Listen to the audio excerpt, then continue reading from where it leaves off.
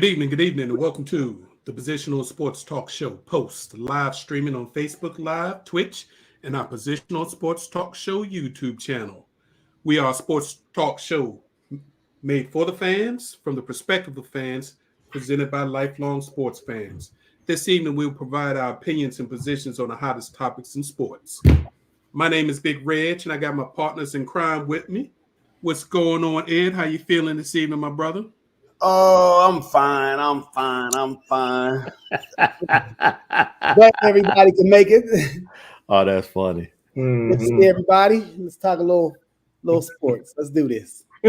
Reg just got blacked out. So, Sense, what's going on, man? Talk to us. Man, everything is everything. What's up, fellas? Ready to talk some sports too? Not so much about Ed Steelers, but I guess I'll have to grin and bear it. J3, how you doing? Sorry about the brief technical difficulty. It's all good, bro. You know, we're going to pick up and keep it moving, man. It's all good. Let's get it in. All right. And of course, we got the man, the myth, the legend, the professor is in the background running things. We appreciate you, Professor. No, we always got you in our thoughts and prayers. So this evening, we're going to talk about college football. We're going to hit week 2 and preview week 3. We got to talk NFL. We finally started the NFL season, and we had some doozies of a game this week. So definitely going to get into that heavy. And we might cover a couple other things. But first and foremost, we always appreciate you tuning in. So please sit back, relax, and enjoy posts on the Positional Sports Talk Show channel. Yay. All right, so college football. Let's hit that first, fellas. Week 2 had a couple of big games that were out there that, was must see. And it started early Saturday. 12 o'clock noon Eastern Standard Time. University of Oregon goes into Ohio State and puts a beat down on the Buckeyes in the front of 100,000 people. Buckeyes looking shaky, baby. Yeah, so is that more on what the Buckeyes aren't, or what Oregon actually might be this year? So I looked at the game, and I'm going to tell you right now, Ohio's defense was terrible, and their offense was struggling. Oregon just took it to them. They stayed in their game plan. They didn't force anything. When they got the turnovers, they monopolized and they dominated the game. So they definitely should have won the game. Yeah, there have been a lot of questions about that defensive coordinator Coombs since that game. Like, what's up? And to your point, J3, Oregon definitely is showed me like that Oregon team of old, where they were definitely in the top ranking. So they, like you said, they played their game, and Ohio State didn't. Well, especially the defense. Here's the thing: it's a little bit of both to the question that you asked, Big Reg. I think it's a little bit of both. On one side, Ohio State's defense needs some work.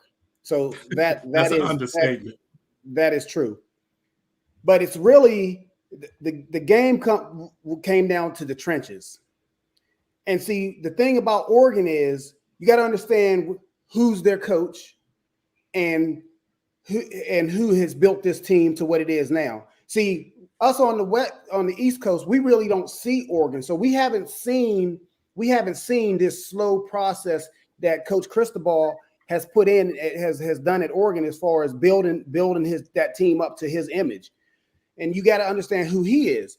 Coach Cristobal was a part of that 89 and 91 national championship teams at the U when Miami was just blowing people off the ball and dominating the line of scrimmage.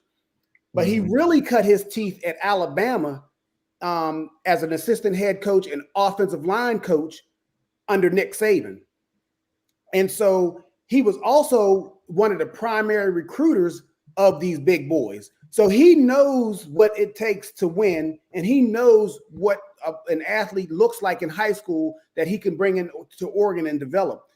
The issue with Oregon is not only is it on the West Coast, but it's so far, it's practically one of the furthest destinations as far as schools that you can get to. So just recruiting and bringing in kids has been a challenge, but he's been doing it. If you follow these recruiting rankings every year, he's been slowly building up to what everybody witnessed this past Saturday. And now what I find funny is that was part of the home and home series that they had signed with Ohio State. So next year they're actually going to be in Eugene playing this game. So yeah, I wasn't surprised one bit with the outcome.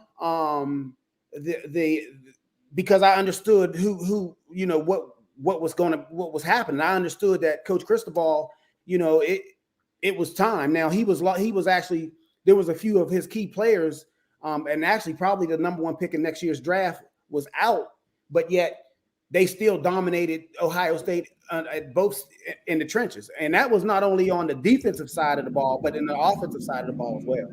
Mm-hmm. Mm-hmm. Yeah. And one thing I just want to bring up is Oregon did that defensively without arguably the number one defensive player in the country, consensus All-American, Kayvon Thibodeau, who everybody says is going to be a top 5, if not a top 3 pick. Monster defensive end. Their top recruit linebacker, Justin Flo, missed the game, and a starting safety. So I sent out a tweet or a message to our page and said, I can't believe I'm saying this, but I think the Pac-12 might be on its way back. Yeah, slowly but surely. I mean, But what UCLA did to LSU last week, and the one that they just won the game, they beat up LSU on the lines of scrimmage. Right. Mm-hmm. And they just had Oregon go to Ohio State and do the same thing. Just when you were about to write the Pac-12 off, they coming back in full force. And then you got that what's going on with Arizona State, where they got a bunch of pro coaches and ex-pro players recruiting and coaching there. So that's coming back. So that's going to be a problem for the Big 12, ACC. Just saying. Mm-hmm. But yeah, that Coach Day, I think, got exposed a little bit. If he can't run up the offense, his team might have little problems. A dub for Michigan. Just saying. I think you're getting a little carried away with that one, but we will see. Yeah. We will see. Yeah, Harbaugh hasn't beaten Ohio State yet. Yeah. It's just the year. You saw that the mandate, that he's been putting up. We beaten Ohio State this year. Yeah. Speaking of the Pac-12, we got to talk about what Stanford did to USC. My goodness. Stanford went into USC, beat them 42-28. And basically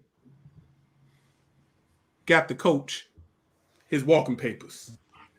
So, but Big Reg, think about it. First of all, Stanford, as we speak right now, not tomorrow and not 20 years ago, as we speak right now, Stanford is the better program. So for them to go into USC and beat them like they did, I don't know why everybody was shocked. What the problem is USC should have fired Hilton before the season.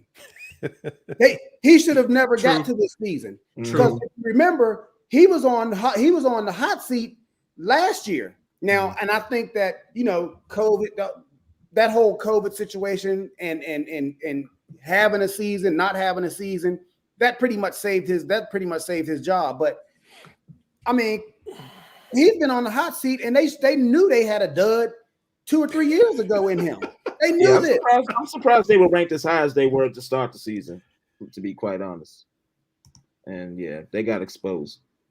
And Stanford, Stanford has never been a team, in my opinion, that should be slept on, because they got some studs there. Look, Coach Shaw knows what he's doing at Stanford. Yeah, but Stanford flows in waves. Stanford will have a run where they have 2 or 4 just solid, real good years. And then because of their criteria and that they don't bend their criteria, they'll go through some lean years because they just don't have the athletes right there. but it looks like they're back on the uptick because they put it to USC. Speaking about getting it handed to you, Arkansas gave Texas a preview of what it might look like to be in the SEC. That was like a basketball score. I had to do a double take, like 70. Big Reg, you watch the SEC every weekend. You know that if you don't have the big boys on that line of scrimmage, I don't care how many skill position players you have, you're not going to win the game. And Arkansas has been getting bullied and pushed around annually in the SEC. So they already know what's up. Texas, again, one of these programs living off 20 years ago, and it's going to take them some time to get back to where they need to be. Yeah, they've got to do a lot of recruiting. If Texas is coming to the SEC within the next 2 to 4 years, Salk's going to have to do a lot of recruiting because he can't get bullied like that, like you said, by Arkansas. Well, it's not even if they don't get out of their contract, if they are forced to stay in the Big 12 a little longer, their home with Alabama starts next year. So they're going to get a nice good taste of the SEC start next year. So Coach Sarkisian knows what he needs to do. He had a front row seat. Well, season's going. I mean, season starts now. I mean, that was the first start, so he better get that done quick, fast, and in a hurry. Yeah, sometimes somebody told me this a long time ago. All money ain't good money, so they're gonna get a lot of money going to the SEC, but it might not all be good money. So we will see. Now let's talk about a couple of teams that survived. And we got to start with the professor's favorite college team. Notre Dame got away. And I got to give it to them. A win's a win. But this is 2 weeks in a row. Notre Dame looked really bad. Really bad. And to have to survive and come back late in the fourth quarter to beat Toledo?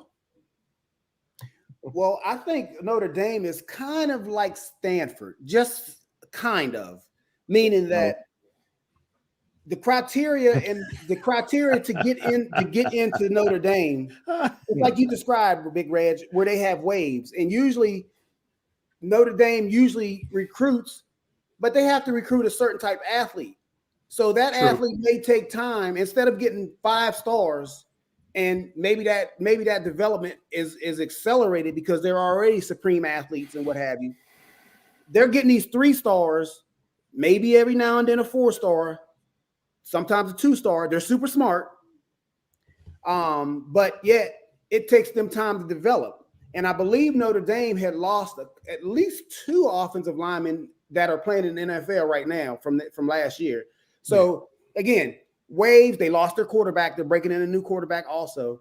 So it's just going to take them some time to get back up to speed. Luckily, they survived because they very well easily could have lost to Toledo this past weekend. So, like I said, I just view them in the same light as I view a Stanford as far as the type of athletes they can bring in there and needing to develop them. And I think Coach Kelly is doing a good job.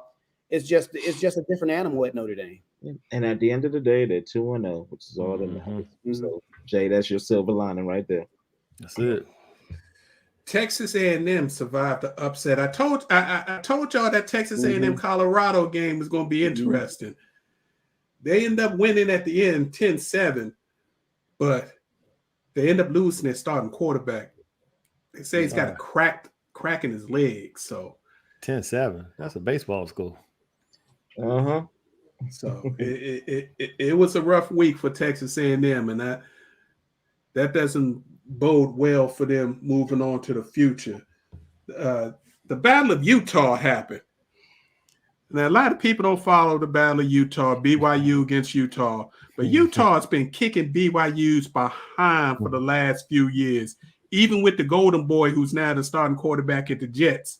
They've been kicking BYU's butt. but BYU got some get back this weekend. Turn the favor. Mm. 26-17.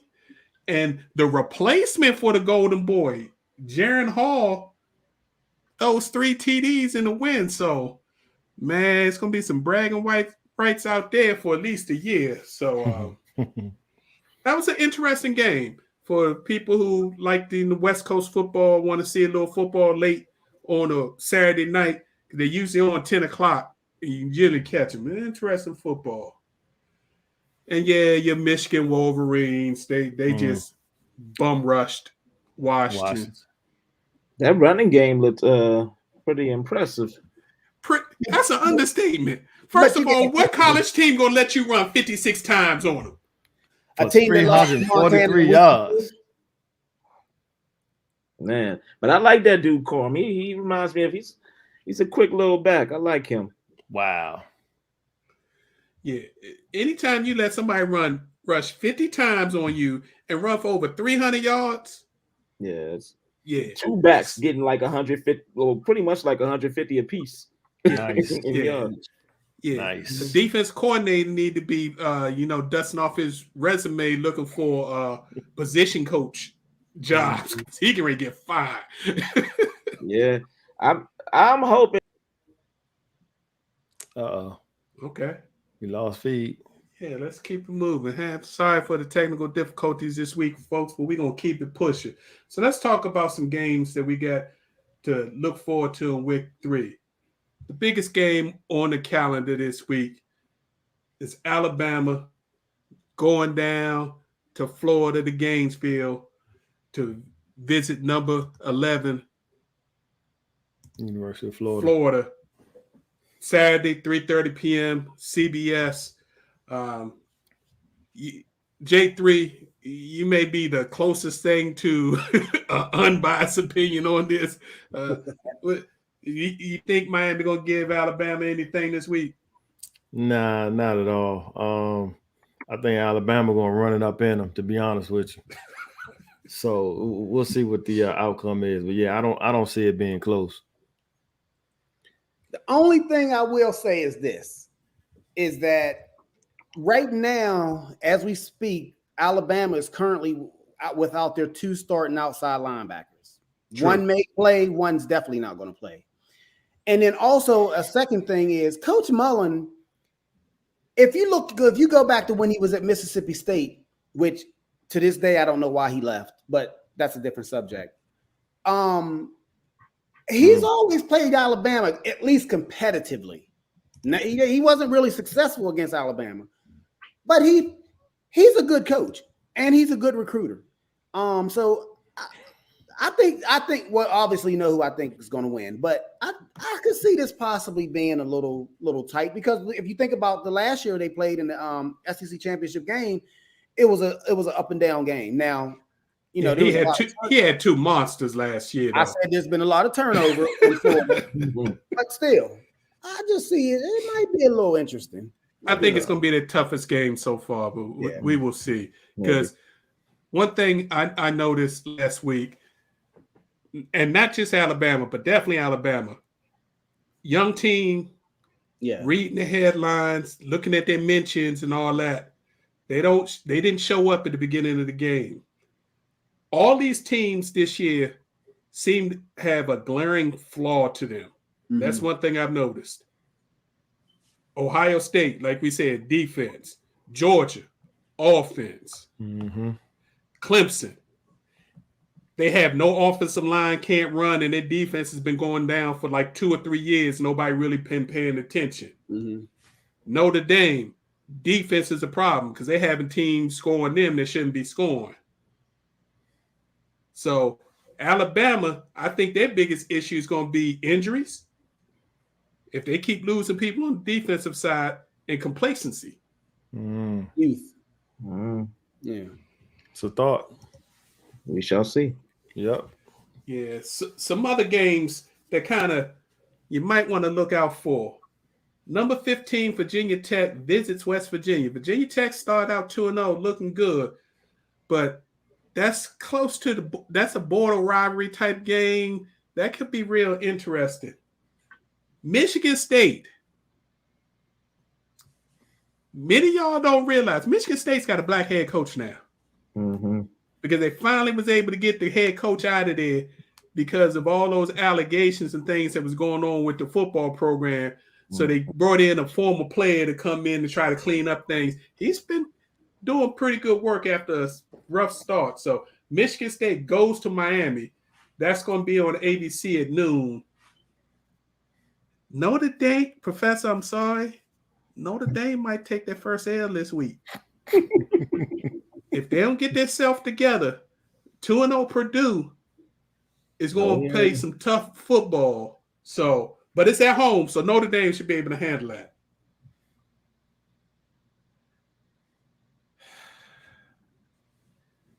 Can Beamer ball actually work in South Carolina, Ed? It's gonna take a minute. It's gonna take a minute. Yeah, it's gonna take a minute. But he's a supreme recruiter though. And he knows the state, because don't forget, he was there before. And it was just a return. And he's the one who recruited Jadeveon Clowney. He recruited Lattimore. A lot of people forgot about Lattimore, but he was there with ball coach. He coached under the Steve Spurrier. So it's just going to take him a minute to get there. I don't know just where's that game being played? Host South Carolina. They're playing at South Carolina. Can they scare Georgia? Yeah, they can scare them. They can score. Yeah, they're sneaky. A sneaky team. I'm not impressed with Georgia like everybody else. Now, Georgia has an advantage where their defensive line and offensive line they're NFL players, all of them. Yeah. But their skill position and the most important position, quarterback, sucks. So South Carolina can definitely scare them. And lastly, check out number 22 Auburn visiting Penn State, 7:30 p.m. Saturday, ABC. Whiteout game. That gives you some good games to look out for. So let's move on to the pros, where the big boys come to play. Some good games. Before we get into the games, there were some major injuries that we do have to point out. New York Jets tackle Mekhi Becton dislocated his kneecap. Luckily, it popped back into place, but he's going to be out 4 to 6 weeks. Their number one draft pick last year. You got Broncos wide receiver Jerry Jeudy, high ankle sprain, 4 to 6 weeks. And that's actually a good outcome because the way it looked, he had a similar situation that broke Dak Prescott's leg last year. I thought he broke his leg. So 49ers, Raheem Mostert. Come on, dude. Can you please stay healthy? Can you please stay healthy? That man ain't get through a quarter and 1.5 quarters before he out. And Chip Cartilage, I've never heard anybody with that kind of injury. So he's going to be out at least 8 weeks. Then they lost their starting cornerback, Jason Verrett. So he might be gone for that might be a career for Jason. Yeah, that's tough. Yeah. Because he's torn multiple ACLs, and that's why he's not in San Diego with the Chargers any longer. Right. But that might be it for him. Then you got them boys, Michael Gallup, ankle calf strain. They say he's gonna be out 3 weeks. One comes off, one goes in. Yeah. Washington football team. Fitz. 38-year-old man trying to come back from a hip injury. I don't know how that's going to work. So similar to the Tua injury where he just got drove straight down on his knee and the hip bounced back in. What were you going to say, J3? I was going to say, so, I mean, not that I want any ill happenings on Fitzpatrick, but I think that by them putting Heineke in, they should have went on and started him from the get-go. Yes. I mean, I know that they wanted a veteran quarterback to lead the team, but Heineke showed that he can actually run that team last year in that last game against Tampa Bay. So, and then you saw what he can do in the preseason. So, I mean, nothing against Fitzpatrick, but I think the young boy can make some noise. Well, let me tell you, I was there firsthand, and the minute Fitzpatrick got knocked out, they were like screaming Heineke, Heineke, and the minute he hit that field, the crowd went wow. Like they were waiting for this, and he did good. I mean, he provided that burst that was needed. I mean, and we'll see what he does on Thursday against the Giants. Yeah. As far as the question, if Ron Rivera wanted Cam, he would have had him 2 years ago when he first came to Washington last year in the offseason. So yeah, that ain't happening. And a man that's recovering from cancer ain't bringing in a quarterback that hasn't been vaccinated. Right. Stop. That ain't happening. Yeah, so let's move on. I hope Taylor Heineke is the answer. One, he not that young. He almost 30. Mm-hmm. So we will see. But I think that's a big blow for them. Also, just real quick, Jets lost safety LaMarcus Joyner, torn tricep. He's out for the season. And again, another running back that's always injured. Rashad Penny. That man had touched the ball 3-4 times and hurt again. Some people's body just ain't made for football. That's and you true. Just got to come to a realization that, hey, I like the money, but I can't keep doing this every time. Built for it. Yeah, so ain't built for it. So let's get to these games real quick. Started off with a bomb burner. Tampa Bay, Dallas. Ooh, that was a good game. That went down to the wire. That was a good game. To the wire. I was surprised. So real quick, in my opinion, Tampa Bay did not take the opportunities that they had for turnovers like Dallas did.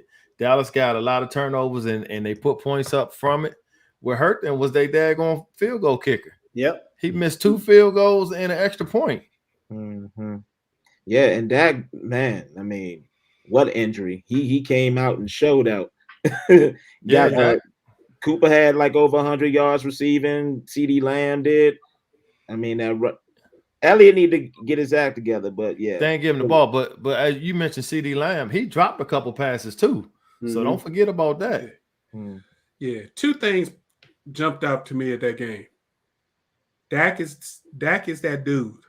And for anybody that doubted him, he showed coming back from a major injury and not doing anything pretty much throughout the whole training camp and off season, and toss the rock around 50-something times and do that.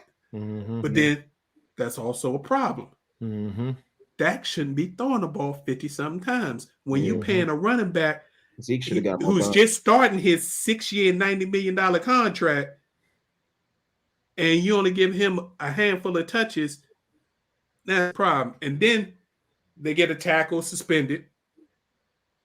Gonna miss 5 games. We already talked about they missing one of their receivers. So this is that Dallas talk that we was asked to bring out last week. So Dallas did what Dallas does. The offense looked decent.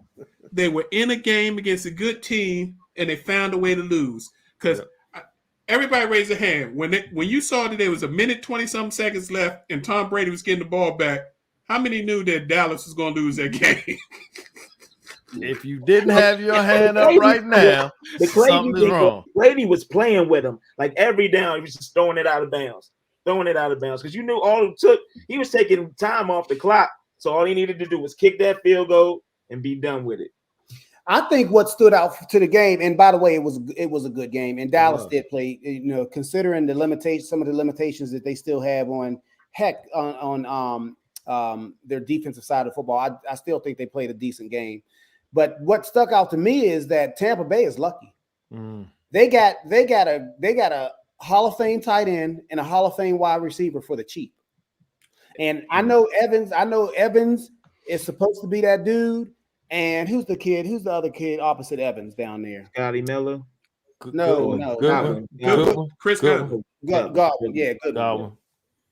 They're not the best wide receivers on that team. The best wide receivers on that team is AB and who was killing them in the first half. Go ahead. He was killing them. Yeah, so they're lucky. They got 2 great players on the cheap, and they're good to go. So I never doubted Tampa was going to win, but I think Dallas showed that they finally got Dak. I think the thing about Dak was all along was they kept held him up to a standard, but yet they didn't give him anybody to help him to achieve what they were looking for. So finally, when they got Cooper, got a little better, and now they got Lamb, so they have two legitimate NFL wide receivers, and now you see what he can do. But again, Jerry Jones wasn't playing that game this year. He seen all of Andy Dalton last year. He was like, I don't, whatever you want that, you just give me a number. Well, to Prof's point about Dallas can never be cheated, there was one call that should have been a pass interference that Chris Godwin catch. No, please stop, because Dallas push off every game. Stop it. They perfected that. Michael Irvin perfected the push off, and they do it in Dallas, all their receivers. So come on. That was a close. Both of them was doing that, but the DB kind of, tried to sell it as well. So we leave it at that. Let's move on to the other big game. Chiefs versus Browns. Cleveland beat the Kansas City for 3.5 quarters. That ain't enough. Yeah, Outplayed them. that ain't enough. That's not enough. But it's not enough. Because they got that man. that man out there is bad to the bone. But he that dude. They were so close. Cleveland was close. How is the punter still on the team? They had a special teams breakdown, and they had they had a fumble. Mm-hmm. And then ultimately they had what I think is going to be their Achilles heel ultimately, and that's why Pittsburgh's going to win the division again, is because Baker Mayfield, he's a gambler at his heart. He tries to do too much. He doesn't play within himself. And at the end of the day, it's on him. They had an opportunity and he blew it. Mm. Yeah, when Baker had to step up and make a play, he made a terrible decision, and that's tough because that running game they got is ridiculous. Mm-hmm. It's ridiculous. Their defense was playing pretty well until they decided that they was going to try to check Cheetah 1-on-1. I don't know why they thought that. I don't know why they thought that. Come on, man. Bad move. Come on, really? It's like we can get him. Oh, damn. Tyreek hit him with the deuces. Mm-hmm. But you know what's crazy about this? This is how I wonder. Sometimes I wonder how these people have these jobs. How do these coordinators have these jobs? Because of the fact that you can't single coverage any legitimate number one receiver in the NFL. Mm-mm. Now, I'm not even talking about an elite number one. I'm just talking about if you're the number one receiver on that team, there's no way a DB can stay with him. You have to give that help. You have to bring help or design help into your scheme. And Tyreek Hill, that's not even we could do that. I mean, we could be so. I don't know how they keep their jobs. I honestly don't know how to keep their jobs. Yeah. There's two people that you got stopped in a passing game. And how do you let Tyreek Hill have 11 catches for almost 200 yards and a score, and Travis Kelce 6 catches for 2 TDs? That's wow. Well, one thing we should mention about Cleveland, though, their starting safety got kicked out early in the game because of pushing that Greg Lewis on Kansas City's squad. Because he was an idiot. Because he was burnt. Come on. The coach said he wasn't actually trying to step on the dude. He was getting just. Come on, man. He had got up, was moving away, and then stepped backwards. Mm-hmm. No, I agree. Ronnie Harrison was in the wrong, but that coach for Kansas City shouldn't have pushed him either. Mm-mm. He should have been ejected. There's no question. But that coach had to take a walk too. I feel you. Let's move on to Monday night. Oh, I love it. Ooh-wee. Derek Carr was looking kind of. What a game. Woo. First of all, Las Vegas was rocking. Were they? That stadium, it scared me looking at it, but they was jumping. They was jumping.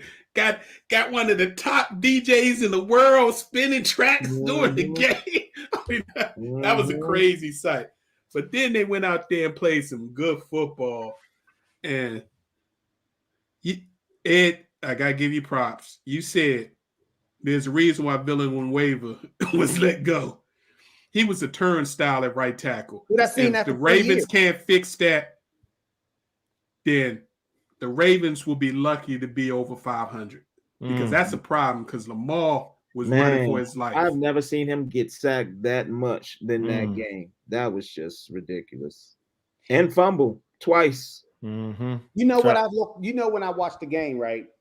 And I was looking at Baltimore objectively, of course, and it dawned on me that I don't think they're ever going to give Lamar his money. Here's what I think they're going to do. I think they're going to franchise him twice and then call it a career. Because Lamar still has Lamar. There's still some areas in his game that I don't think translates into your 30s. And I think why he's the supreme athlete he is, and he's always been better, faster than everybody else. When you start creeping up closer to 30, and then when these hits you start accumulating hits, Cam as a perfect example of this, but a bigger version of Lamar. I just hope he's capable of developing to a point where it's not so much his athleticism that gets him over. Now, I would be doing the same thing if I was in his position. I probably would be doing the same thing while I could. But I just wish the young man would I wish they would just develop him, or he could develop on his own into a quarterback that it could thrive long term. And as a perfect example of what I'm talking about, kind of sort of like you see Kyler Murray right now. Kyler Murray is athletic like Lamar, but he's more of a quarterback, so to speak, in the traditional mold that I think long term would serve him well. That was so basically what you're saying is you want him to sit in the pocket no, I don't, because that's not an advantage. Right. He wants him those quick out routes that he should be hitting, that sometimes he throws 3 yards in front of a guy or 2 yards behind a guy, or just doesn't see the route. Those are the things he needs to develop in. Now, when the touchdown pass to Brown, I mean, the way he extended that play, that was perfect. Like I saw no flaw. But if he ain't got no protection, what is he supposed to do then? Well, no, the Ravens are responsible for this development, because you look at the kid up in Buffalo. He's similar. His game in college was similar to Lamar's, but yet he has a supreme offensive coordinator / quarterback coach that knows what he's doing. And I don't know if Greg Roman, the offensive coordinator for Baltimore, I'm not sure he knows what he's doing with the player he has. You know, we shoot it straight here, Ed. Let's be legit. Greg Roman's been in the NFL for a number of years as offensive coordinator. San Francisco was another place he did real well in. Baltimore, he always has a top 5 running game and has a bottom 5 passing game. Yes. So it's the system that is holding them back. And then the fact that they tried to bring some people in to help, but all of them hurt. Their number 1 pick had to have groin surgery, gonna miss the first 8 weeks. Their other pick from 2 years ago, he's been out. 2 wide receivers that was supposed to be integral in moving this offense forward are out. And then you lose all 3 of your main running backs. It's just a bad situation right now. So we will see. But as far as Lamar, ain't gonna let them do that to him. Because if Lamar don't have a new contract going in the next year, I can see Lamar sitting out. And he definitely ain't gonna sign a franchise tag. Yeah, he ain't playing that game. Let's move on. Okay. Go ahead. Is that a bad route? I mean, Kirk Cousins, he's a very wealthy man going that route. Yeah, but Kirk Cousins, because of the style he plays and because of his complexion, let's be real, he's going to be in the league till he in his mid-30s. As we see, when you are an athletic quarterback who came into the league with a stigma that you weren't really a throwing quarterback, as you see, you get this idea of what you are as a quarterback. So when you get old, plus he has a persona, so his aura is going to be so big that people ain't going to want to bring him in when his athletic ability isn't as big. So I don't think he's going to try to play that game. But He's with going to get that- his $250 million contract, or he's not going to play. And then what the Ravens going to do? If that would have happened, where would you see him? Where do you see him going? The Ravens will cave and pay him his money. I was about to say, They maybe- built their whole offense around him. Oh, okay. I was So gonna say, maybe he it's- takes that trip down 95. They might get Flacco back. Yeah, okay. Maybe he takes All right. that trip down 95 down to DC. Who knows? That burgundy and gold on. Let's move on to one of the not big upsets, but surprising outcomes. No. You gotta admit, they went Man. up to Buffalo and kicked the Bills behind. The only thing that kept Buffalo in that game was the fact that the Steelers really couldn't do anything on offense either. Special teams, third part of the game, won that game for them, but the Steelers defense is back. Defense. TJ Watt Defense. Got his showed why money. he deserved every bit of that $112 million he just got paid in his extension. Going out getting 2 sacks, 2 strips. I mean, woo! Yeah. So come See, on, Ed. here's the issue. The issue is the Steelers defense has been like this for 3 years. Last year, when things started going south, it's because they couldn't keep overcoming the injuries that they lost their starting linebacker for the year. He tore his ACL. They lost their starting outside linebacker, Bud Dupree. He tore his ACL. He was out for the rest of the year. So there was injuries that people weren't talking about on the defensive side. And like Coach Tomlin said in the press conference, he said, and I'm paraphrasing, he said, I make no bones about it. He said, we roll with our defense. That's how our team is built. So the offense, I wouldn't even say it was a little shaky. It's a work in progress. They have their whole entire offensive line is practically brand new. They have a new starting left tackle, who's a rookie, by the way. They have a new starting left guard. They have a new starting center, who's a rookie, by the way. They have a new starting right guard, who was not on the team last year.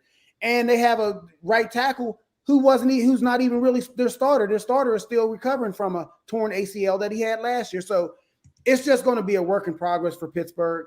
And that defense is going to give them an opportunity to be in football games like you saw. Because Good. yeah.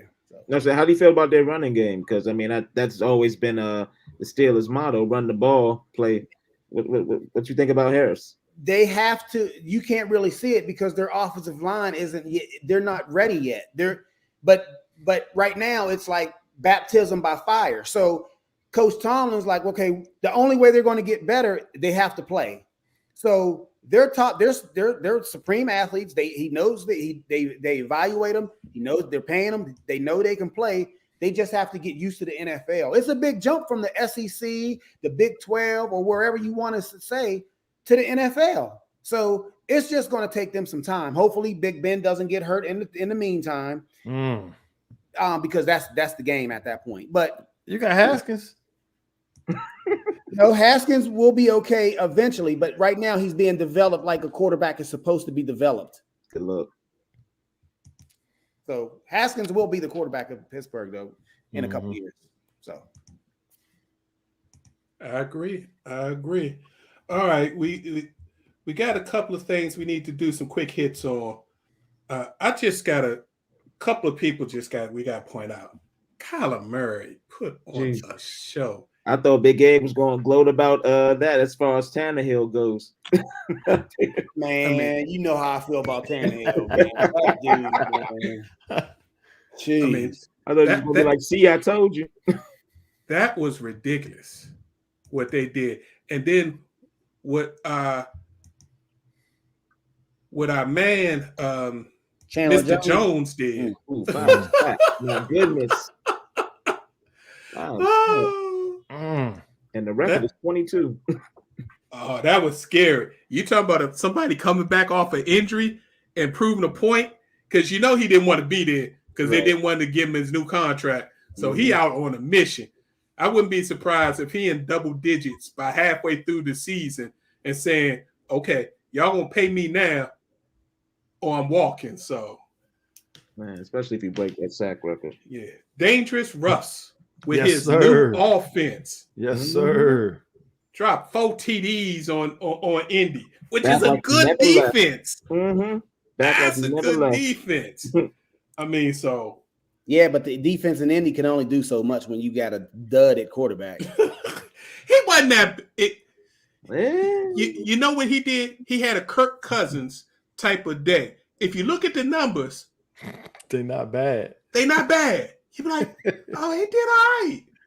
it's okay. But if you watch the game, it's like, yeah, but the numbers wasn't impactful by the time he started getting them. So John Thompson, Coach Thompson, rest in peace, used to always say, I don't care about numbers. Let me know what you're doing in crunch time. Let me know when are you getting those numbers. So yeah, I don't care how many completions or incomplete. I mean, he sucks. Russell. Hey, BJ, what happened to the beast was they didn't give him the damn football. Nope. If you don't give him the football, what are you gonna do? So Julio don't get that much burn either. yeah, the Titans got a whole bunch of problems. We'll get to them a little more in depth later on in the season. Jameis. Now, somebody on this show said that the Washington football team should have made an attempt to sign Jameis, but Jameis looked really good. 5-0. And he played a controlled game. That's the first time I've ever seen Jameis play a controlled football game, even going back to college. Yeah. So, was it just Atlanta? I guess we'll see. Yeah, we'll see.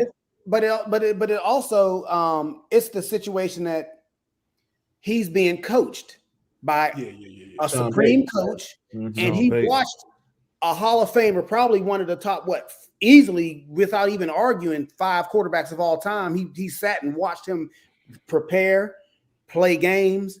He was in film study with him. So Jameis, and that's why I was glad that Jameis did not leave, because he had offers to leave. Matter of fact, I think Pittsburgh tried to extract him from New Orleans, and he's like, nah, I think I'm gonna stay here because, and I think that was a great move on his behalf. Oh, absolutely, and that bomb to Harris was just a thing of beauty, man. Even to the point Drew Brees had to say something like, "The deep ball is back." Yeah. Also, shout out Jalen Hurts. He put on a show for the Eagles against the Falcons. On my fantasy team. And your boy Matthew Stafford, at least for 1 week, look good. Showed why they wanted to bring him in. Man. So, and last but not least, McCaffrey is a bad man. I'm sorry.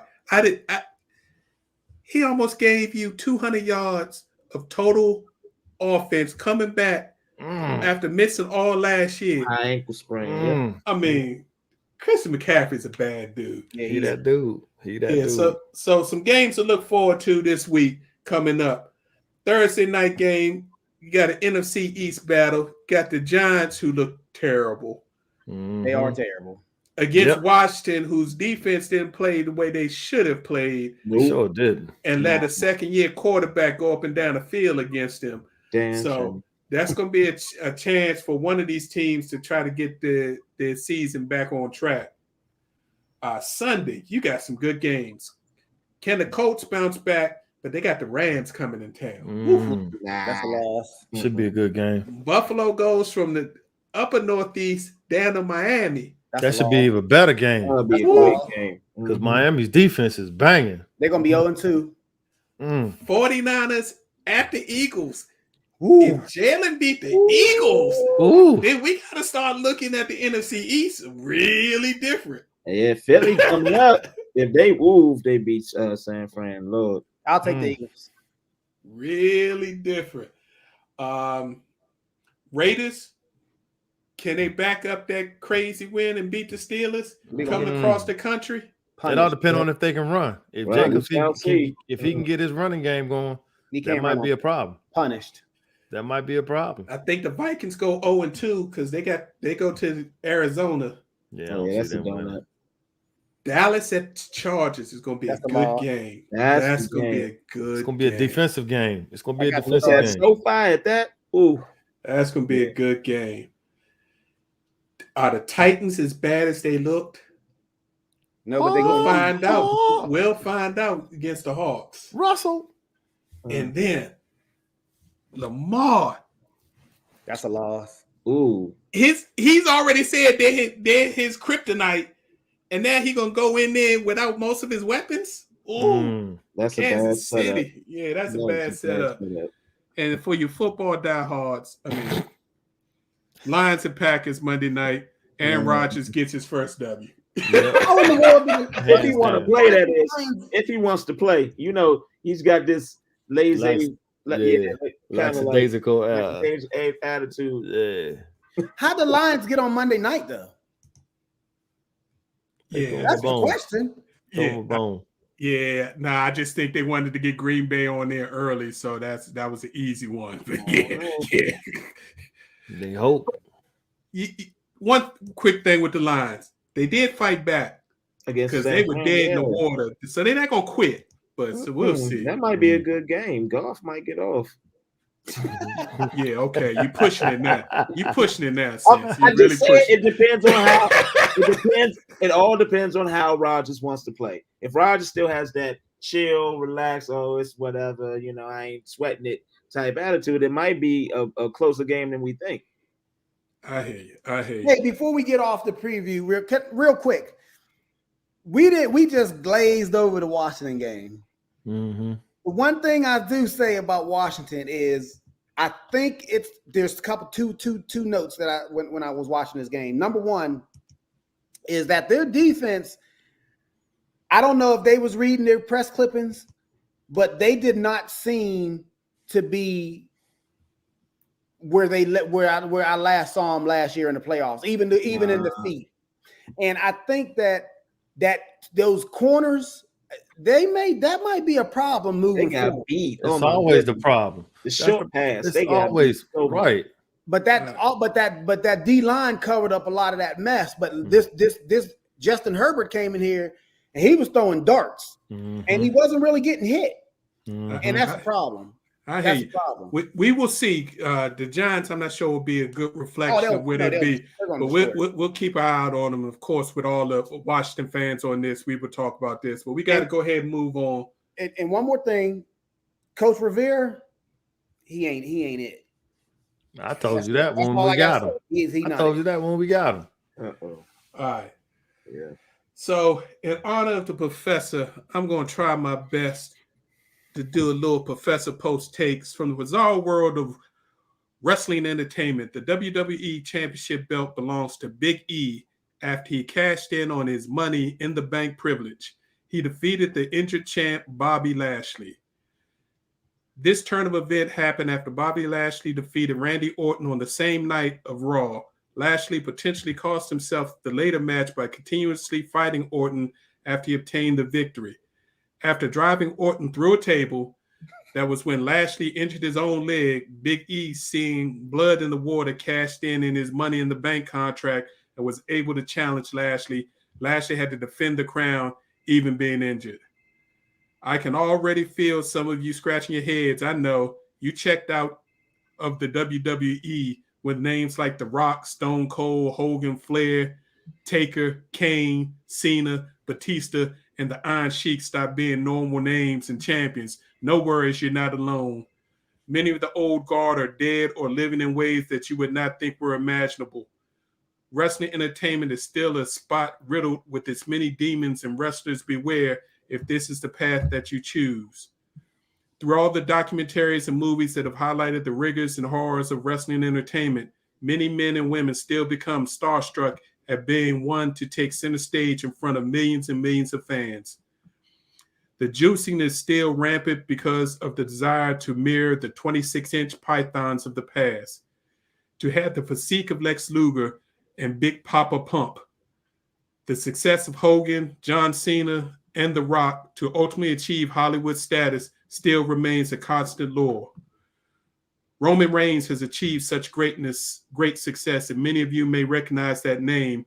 Triple H is now an executive that will occasionally still call his own number and jump into the script to be in the ring.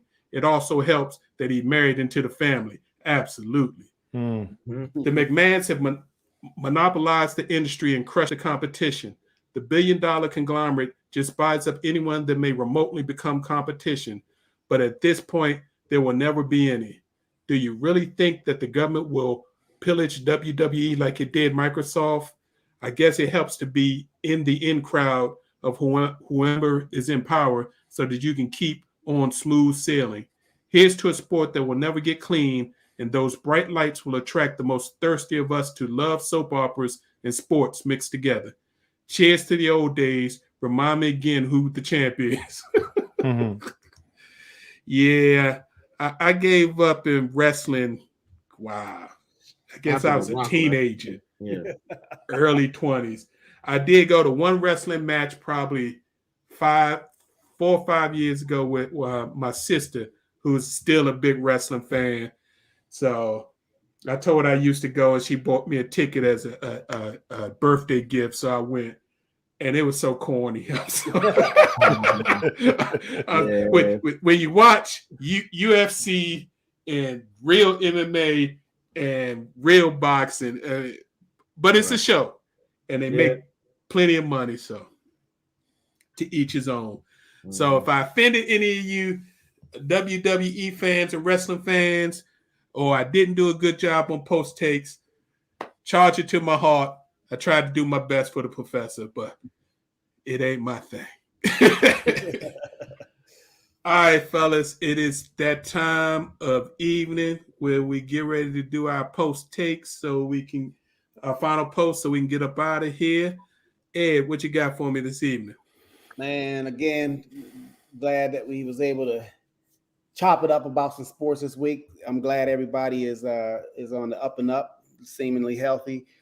Just looking forward to this weekend. Obviously, the Swamp is calling me, so that's where I'll be planted in front of a television watching. And then again, this is the opener for my boys, so I'll be tuned into that. But anyway, just hope everybody have a safe weekend.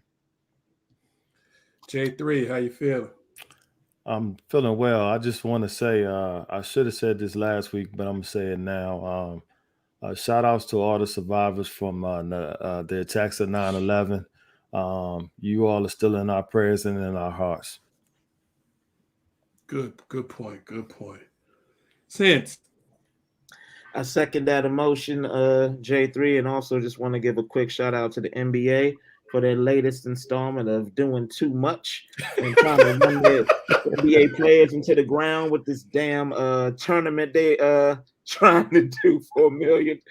Like, just leave things where they are. Like, stop trying to tinker with things. Like, you're good with the play-in tournament. I think that's enough. You're trying to run these players into the ground, in my opinion.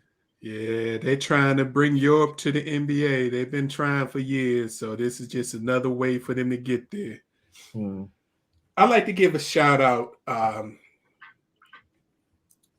The U.S. Open just finished over the weekend, and hats off to Daniel Medvedev for winning his first major title, and in that, stopping history by defeating Novak Djokovic, who was going for the full slam, winning all 4 majors in a calendar year, stopped him in the finals. So, I mean, that was a big tournament.